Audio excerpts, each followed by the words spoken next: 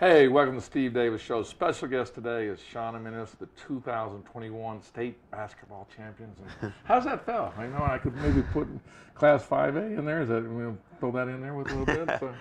I'm not going to lie to you, Steve. It felt like the monkey was thrown off our back here at Cleveland High School for the boys basketball program, and just excited for the community.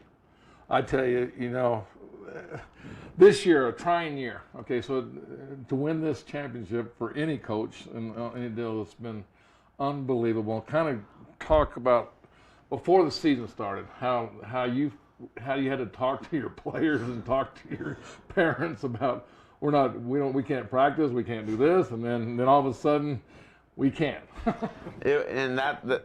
This season has been more taxing, and you can ask any coach this, than any other, just because talking about going from pods, then, hey, your season's going to start in January. No, never mind. It's going to start in February. Then it's going to start in March. So we had no idea. And for the kids to keep coming to work out in pods, there was at one point where Evan Gonzalez, our starting guard, was like, Coach, are we going to play? He goes, we're just coming to the gym every day with nothing in the future that looks like we're going to play. I said, Evan, you know what? I have no idea, man. I hope we do. I hope we can, but it was daily talk, Steve. And when I'm talking about daily, it wasn't just a quick minute here. We have workouts for an hour. I probably talk to the kids for an hour after every single day. And you're talking about for 12 straight months. Just not knowing, just to keep the kids engaged, because you know you can lose them. If they don't see anything in the horizon for them. You know what? That's a great point. That's a great point, and let me do it. It's because of club basketball, AAU basketball, and that's why I say all the coaches, man, they had to really come together and really sell that it was going to happen, because I know that in baseball, I know that La Cueva, one of their players, they went to Arizona. They left. They just. I don't blame them. Well, and that's not. I'm not picking on La Cueva or anything. Yeah. But that, I just know that for a fact. And there was other schools across the state that a lot of the players went to another. Well, not just baseball. There was a lot of basketball kids that left to go play in different leagues and different things. And I'll be honest, it's hard to sell to a kid when, as a coach, you really have no idea if we're going to play. We didn't have any idea. And so I told him, I said, you know what? Let's just be together. Let's keep building our relationships. And if we get to play, we get to play. So during these times, not only were we doing the 4-to-1 workout pods and enhancing their individual skills, but we were enhancing our relationships with them. And we told them, hey, you know what? This is bigger than basketball. We're going through a pandemic. Let's just be here for each other. And I think that's what our group of kids bought into, is like, regardless of what the outcome is, regardless if we get to play, we have each other's back and we're here for each other. And before you know it, they're going to move on to college and we're going to move on. So it was a time that I'm hoping it will never happen again in my lifetime. Really am. But it was also a time that I reflect and think it was very beneficial for our program. Well, the thing about this, nobody's ever been in this position, and one of the reasons I chose to do ProView Networks was because I thought it was bulletproof. You look at all the recessions, you look at all that. Sports always came to the front, forefront. You talk about me and my mindset. It was similar. Like, is this going to happen or not? And we were trying to diversify, trying to get some other things to go on just to keep alive. And same thing with you. Every day you were trying to think of something positive, something good. Hey, this is happening. But what a year, man! It's unexplainable. I mean, it's one of those things where people always say, well, you had to be there to experience it. And there's no question, you had to be in this pandemic when this thing washes away 40, 50 years from now, and my players are grandparents and stuff. It won't be, you can't really explain it. It's just something that you went through that was, it was difficult on all phases. And everybody was thinking it was just difficult on the kids, Steve. I'll be honest, it was hard on me. It was hard on me as a coach. For a while there, I couldn't even see my kids. And we had to do Google Meets. I'm like, this is not good for me. And for me, I would just, my head was going places and my mind was going places. And when I seen the kids, that's why I do what I do. And that's why I get into coaching. That's why you at ProView do what you do to help kids out. And once I got them finally in the gym after probably a 4 or 5 month hiatus, because it went from March, April, May, June, July, August, September. We didn't get in the gym till October. So that's 8 months without seeing your kids. And that's the profession we're in. And finally, you get to see him in October-ish, face-to-face. And it was an experience where we're just smiling ear to ear, and we were relishing even being 4-1 pods. Well, that's great to hear. And then, but you had an even more interesting situation. The season starts, and football, and a lot of your players are football players. I mean, that's even more difficult because now you're playing. Yeah. Just tell me how you handled that. Well, and I was happy for our football team, and I was, congratulations to that team. Oh, no question. Coach Ridenhour's a class act, and yeah, there's no question. I have a great relationship with Coach Ridenhour, with his assistant coaches. I work all the football games. Even though I he go is to from the east side of the state. Okay. Yeah, even though he is, he's from your neck of the woods, kind of. We have that same language, so. Yeah. Other than that, he's a good person. And when this first started, we just said, hey, we're going to be there for each other regardless. And I feel bad for them. They didn't get a full compliment because they are the 6A state champs in football. Nobody would say question that. No question. Yeah, and so when we're going through that, he was the lead, and he told, Trey Watson, Trey Ortega, and Jeff Davison, said, you guys are going to play basketball too. He goes, we're going to make this work. And we know they're football first guys, and what I mean by that, they're all going to play football at the next level, the Division I level. And so that was just something we kept going by every day. And they were still, as their season was going on, obviously we're doing our basketball workouts. We get to start the season, the first 4 games without them. And I'll tell you what was a blessing in disguise about that. The guys that normally wouldn't have played as much minutes in a normal season, because usually when football comes out, they're usually coming out after the first game.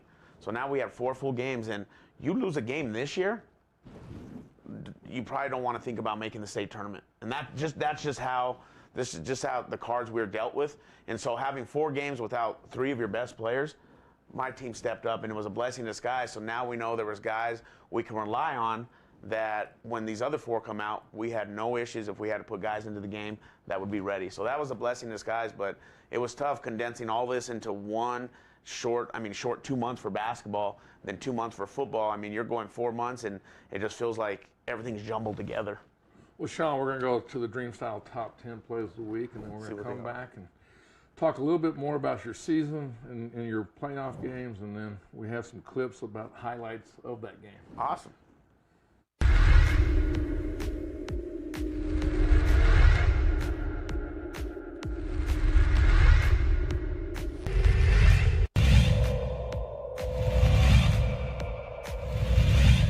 You're passing angle for hard, yeah.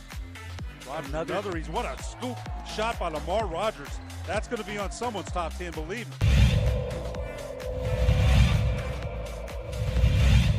Luna almost strips it away. Perea is there, and the feed to Rogers, the finish underneath. Strips Luna with it in transition. King with the big block off the boards.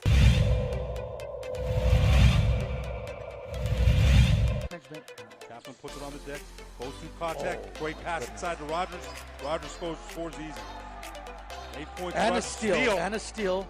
Corner Perea. three for Perea's up. It's good. Oh, he got it. Perea has 4 threes for 16 points in the first half.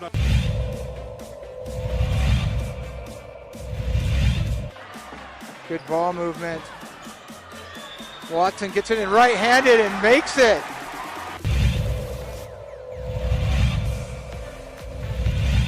Jaded ideas.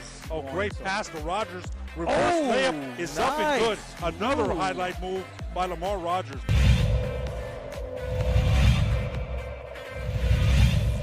He's just a guard right now. He's not a... Between the legs, loses Parham, fires a straightaway 3. It's good. John Johnson has it going from all ends of the floor. Look at the Sandia bench. With kids, it's just.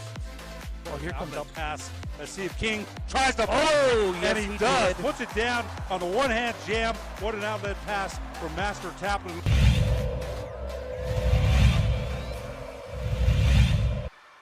They get it into Barella. 10 seconds left. Barella double team. Someone's got to be open to Valencia with 6 seconds left. 5 seconds left, 3 seconds left. Valencia spin cycle, puts it up for the win, scores, it's over. El Dorado wins 39-37. What a job, or what a shot by Haley Valencia. Took the ball on the right wing with 3 seconds left, drove to the basket, and El Dorado wins 39-37. Haley Valencia will be our Jackson Compaction Player of the Game. We'll be back for an interview with Haley Valencia after these messages. You're watching ProView Network.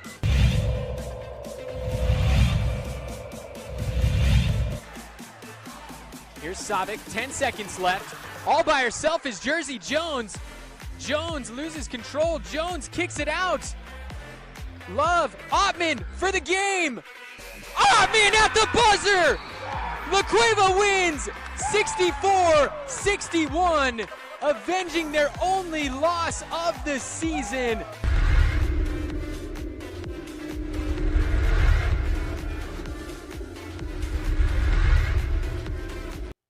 High school sports are back. You can watch every ProView Network broadcast online on the NFHS network. Every moment from every game from every sport, including all NMAA state championship games. Get your monthly pass now. Just go to ProViewNetworks.com, click on the NFHS logo, and sign up today. Watch New Mexico's best.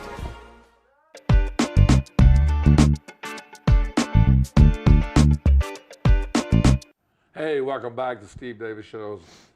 We have Sean Jimenez, and I tell you this, what a season. You go in, like you said, the first 4 games, basically, you didn't have the football players in, still successful, 4-0.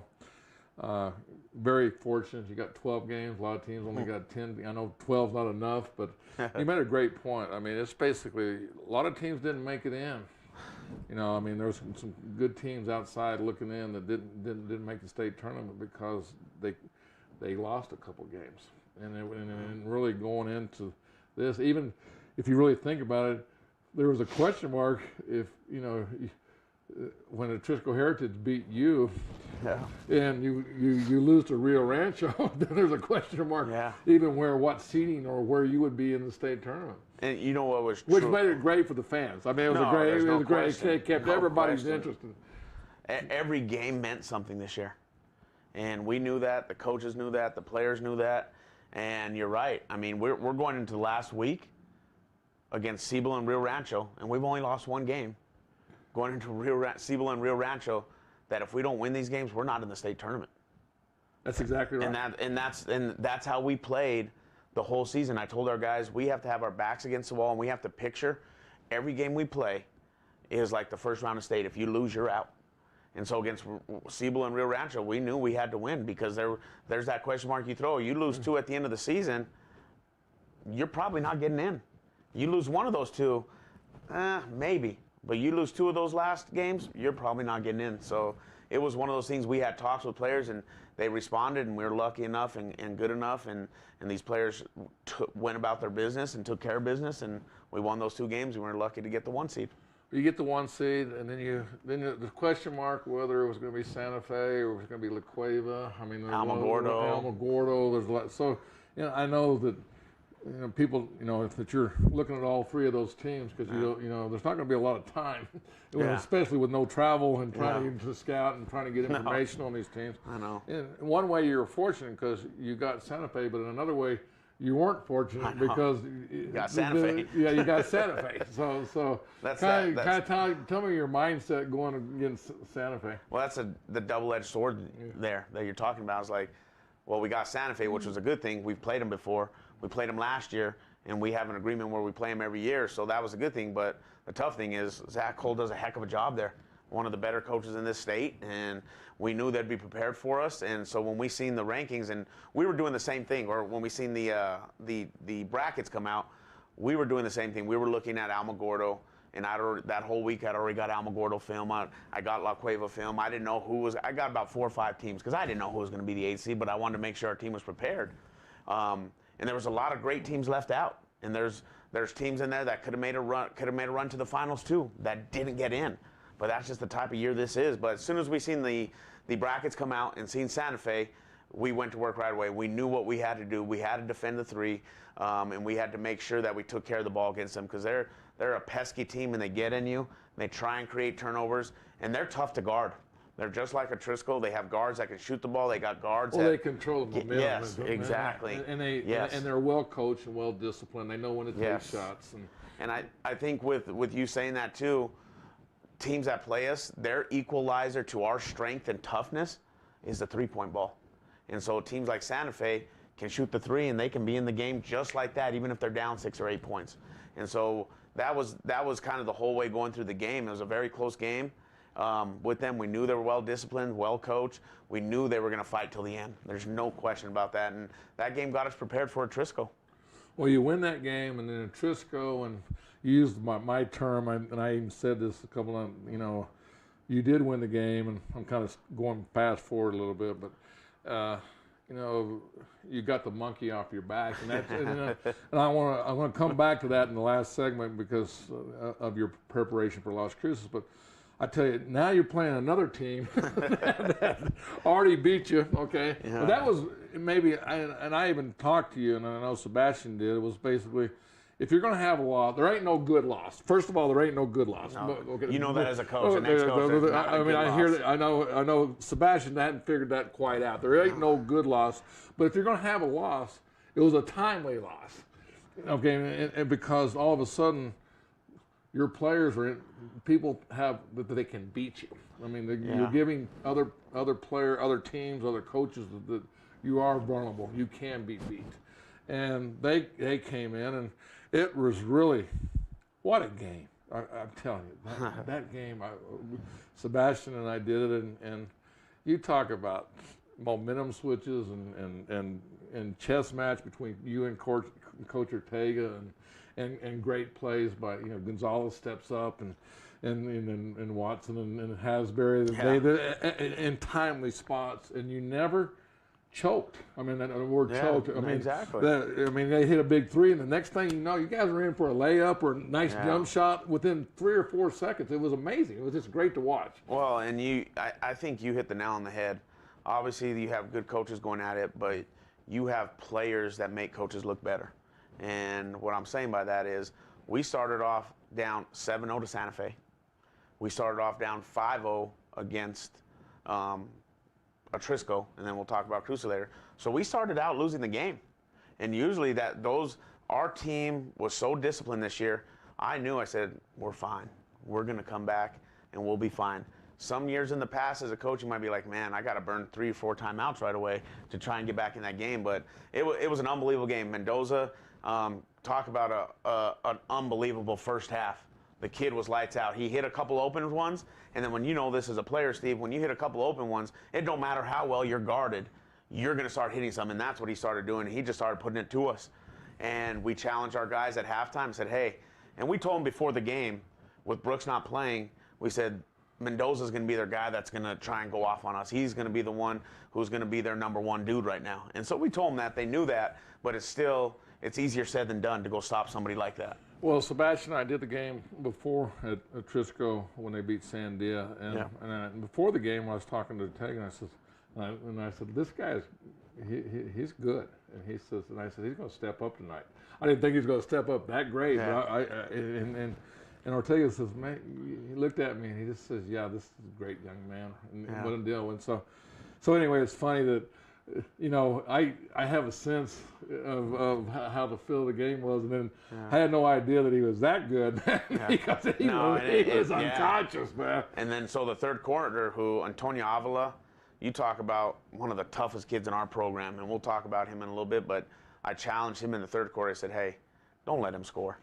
I tell you, we're going to go, right now we're going to come back. We got highlights of the state championship. You did win against Sandia and also, not Sandia, but Santa Fe, and also Trisco Heritage. Yep. And let's come back and see some highlights of that state championship win. All right, let's see it.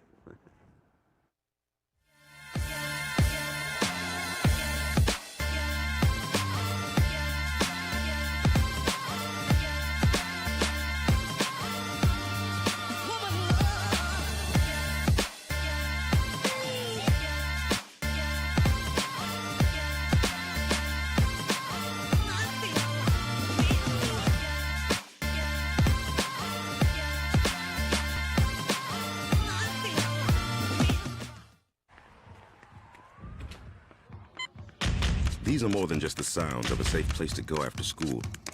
These are the sounds of interest being ignited and of mentors making an impact. At Boys and Girls Clubs, we don't do just one thing. We do whatever it takes to meet the needs of every kid who comes through those doors. Because whatever it takes is what it takes to build great futures. Great futures start here.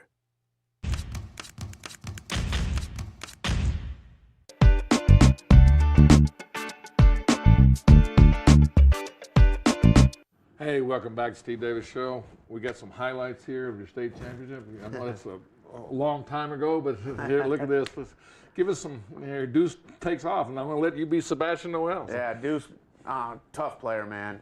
Big time player.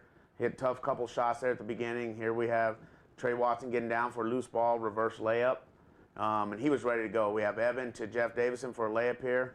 Our goal was to push the ball and get easy layups. We got it there. Trey on a fast break. Next level dude, man. Puts it down with a two-handed dunk. Here's Deuce with the drive off the glass. Another next level player. Here's Deuce with a good pass to Carr for a dunk.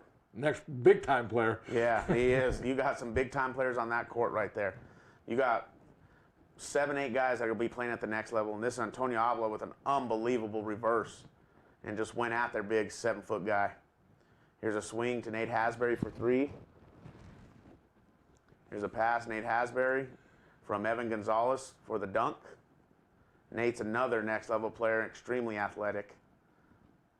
There's a tough rebound. I mean, that's just, Steve, that's hard. That's a tough rebound right there. Deuce with the up and under here, and 1. Little flex cut off of it. Caden Self for the layup. Trey Watson's drive right at their 7-footer, goes to him, and 1. That was a huge play for us. And this is the next huge play to put us up 7. Cole Savage from 3. One of our best shooters on our team. Timely, man. No question, and that's our team right there. State champs. Well, what were your emotions at that time? Is it a reality? All that work? Oh man, it's and people always ask, well, is there pressure there? Is there pressure at Cleveland? There's pressure because people care. If people didn't care, there'd be no pressure. So my emotion after the game, I was happy for Matt Martinez, Larry Chavez, Bruce Carver, our principal Scott Affentranger, our parents, our kids, our coaches. And I was just happy for the community, for Cleveland High School to finally host up a blue trophy at the 5A level. Well, I tell you what, we're going to kind of show you that speech, just kind of show you that some of that motion right there. We pull that right up, give Josh a few seconds, but. What are you feeling right now? You're finally holding that trophy you've been looking for a long time. You know, it's a bittersweet moment, and it's all about the players, Sebastian. And had a tweet earlier said JB White's with you guys because he played with all of our players, and you know what? He was looking down for the Cleveland Storm tonight. And I'm just proud of our community and proud of our kids, man. You guys have been so close. Talk about just your emotions through the game. Savage hits that big 3. Just talking about the ebbs and flows of this game. Defensively, you guys did a job today. It was a trademark Cleveland defensive effort. That's what we've been saying from the beginning. Guard to win, and we lost number 1. You know he's their best shooter besides Deuce. And I told him, they called the time. I said, don't worry. Hit these 2 free throws. Take care of the ball. Hit the 2 free throws. And defend again, and we're going to be state champs. Lastly, you've had some really special kids go through that program. But this is the group that brings home the trophy. What is so special about this group? I mean, to sum it up in one word, or I can't even sum it up in one word, but a few words. You just have the greatest seniors that I've coached at Cleveland, man, and they all bought in. Football kids, Trey Watson, Jeff, and Nate. I'm just so proud of them. Those 6 seniors left a legacy. First time ever to win football state championship and basketball, and it started with those dudes. Coach, congratulations. Thanks a lot. Thank you, guys. I appreciate it. Well, Sean, I mean, you get to see that. So, but you know, I know your mind was going 1,000 miles a deal, and I got to throw a shout out to the grill. I mean, what he's actually been a great sponsor of yours. And Phil's been awesome, man. We went and ate that night and had all your coaches and that's what, Steve, that's what I'm talking about, the community, how packed the grill was with. Thank you, Phil, for doing that for us too. I really appreciate it. And you just seen all the community there, the people that put in the work behind the scenes, the ones that help us. And I'll tell you, I'm just proud of our guys. And you talk about, let me tell you, Steve, you talk about a group of seniors that are leaving a legacy. You talk about Trey Watson. You're talking about Jeff Davison. You're talking about Trey Ortega. Lucas Lovato. You're talking about seniors that Nate Hasbury and Evan Gonzalez. Those are our 6 seniors that that's a great group to go out with. They've left their legacy. They left their mark at Cleveland High School, and not just on the sports field, but those kids I just talked about are all tops in their class. They're all 4.0 athletes or close to it or above a 4.0. They're going on to college to play sports or to do something really good, and I couldn't ask for a better senior class. So they've left that legacy for these younger guys who seen this and who grew with them and who really looked up to them. And I'm just blessed that those 6 seniors, and Evan Gonzalez and Nate Hasbury and Trey Watson had been playing for 4 years with me. Those 3 guys, unbelievable. And they've come close. Yeah. And everybody's come close, and there's been. Well, Trey Watson, Nate and Evan, and Trey Watson started for us. Their last game of their freshman year was on the state championship game, losing to Atrisco. And now they come back 4 years later, they're ending their career with a state championship. And the thing that I love most that people don't see is when you're in the locker room and after the game and how much they care for each other. Because there's teams, and Steve, you've been a former athlete, even though you win some games, there's kids who are usually jealous. There's kids who are kind of mad because they didn't play the minutes. There's not one kid on my team. I had 5 kids, Steve, who didn't play a lick the past 5 or 6 games. But they were more excited than the guys that played. And you could tell that on the bench unbelievable. when we were high up. When Yes. the plays, they were up standing and jumping, and they come off when players came out, they were being very positive. No question, and I love this team. My coaches who had been there with Coach Smith before me, I'm happy for them. Coach Cam, Coach Williams, and Coach Smith to get a hold up a blue trophy for that program too, because they've put a lot of time and energy into this. A lot of people have. Our principal started the school, Mr. Affentranger, and I'm just happy for that group, happy for Mr. Chavez, Mr. Martinez, Mr. Bruce Carver. I'm just happy for them, for Dr. Cleveland, for our whole community to finally. Our school has been very successful, Steve, in sports. Very successful. You can go up and down the board and see state championship after state championship, and basketball just has never done it. So, yeah, and now you're right up there with them. Yeah, no, it was fun, and I'll tell you this. All the coaches there were extremely happy for us in our program. There wasn't a coach at our school, Coach Ridenauer, Coach Schallenberger, Coach Henry. I can go down the list, Coach Kabbalah, who were just ecstatic, Coach LaCour, Coach Gomez, our new volleyball coach, who were just extremely happy for us, texting us, came to my classroom on Monday, and that is a true community feeling that they're a part of this too. It's not just Cleveland boys basketball. Without Heath Ridenauer, without Kenny Henry, without these guys that have set the tone and set the pace for our school, there's no basketball state championship for us. Well, I tell you, the accolades, we're not going to have a lot of time, but when do you go back to work? Or you already started? I'll be back again tomorrow morning. Back with hitting the hoops and the summer. There's no question, We'll be back at it. Well, Sean, I just want to thank you for coming on Steve Davis Show. Congratulations, first state championship for Cleveland in basketball. And what a great and all the things you've gone through from my heart, man. You deserve it. Thank you. And Steve, I just want to say one thing too. I mean, without ProView Networks, during this time where parents weren't able to see their kids, you guys came through big time, and I appreciate you guys doing that, not just for our school, but for the whole state, because parents couldn't be in the stands. They had to watch it somewhere. And when you started this 10, 12 years ago, there was no filming. There was nobody watching. And if we hit a pandemic 12 years ago, how would parents see their kids? So just appreciate you guys very much, man. Well, thank you, and let's move on. Amen.